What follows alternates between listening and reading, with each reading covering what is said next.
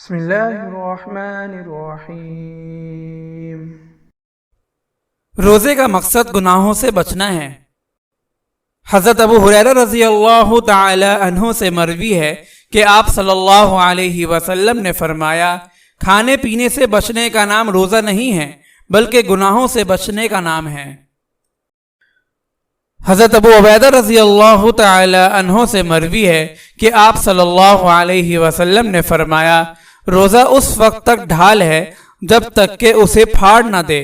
ایک روایت میں ہے کہ پوچھا گیا کہ وہ کس سے پھٹ جاتا ہے؟ فرمایا، جھوٹ اور غیبت سے۔